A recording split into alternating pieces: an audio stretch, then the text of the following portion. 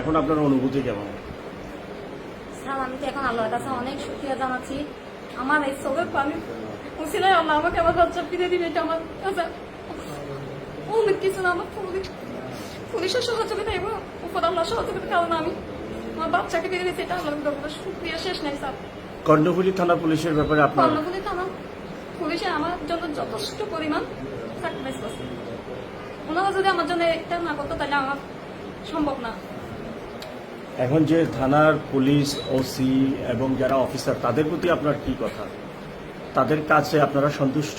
জি, আমরা ওনাদের কাছে যথেষ্ট পরিমাণ কৃতজ্ঞ। মানে ওনাদের কাছে আমি সম্মান জানাচ্ছি। আপনাদের আসার সাথে সাথে পুলিশ রেসপন্স করছে? পুলিশ গেছে আপনাদের জি সাথে? জি। আপনি বলেন। আসসালামু আলাইকুম। আমরা যে আজকে কর্ণফুলী থানার পুলিশ ভাইদের কাছ থেকে যে সহযোগিতা পাইছি ওইটার জন্য আমরা অনেক কৃতজ্ঞ, কারণ এদের রেসপন্সিবিলিটি অনেক ভালো। এরা একসাথে দায়িত্ব নিয়ে অনেক কাজ করতে পারে।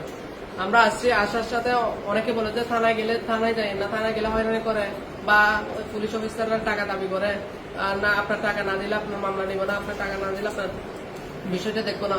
আসলে বিষয়টা আপনারা পরিহার করুন। এটা আমরা হাতে নাতে পাইছি যে প্রমাণ পাইছি যে ওনারা কোনো টাকা দাবি করে না, কোনো স্বার্থে ওনারা কাজ করে না, ওনারা দেশের জন্য জনগণের সাথে কাজ করে। এটা আজকে আমাদের যে আমার বোনের ছেলেকে অপহরণ করা থেকে যে উদ্ধার করছে ইমিডিয়েটলি, এটা কোনো দেরি করে নাই এরা। মানে 1 ঘন্টা থেকে 2 ঘন্টার ভিতর ওনারা মোবাইল ট্র্যাকিং এর মাধ্যমে সুন্দর করে আমার বোনের ছেলেকে উদ্ধার করতে পারছে।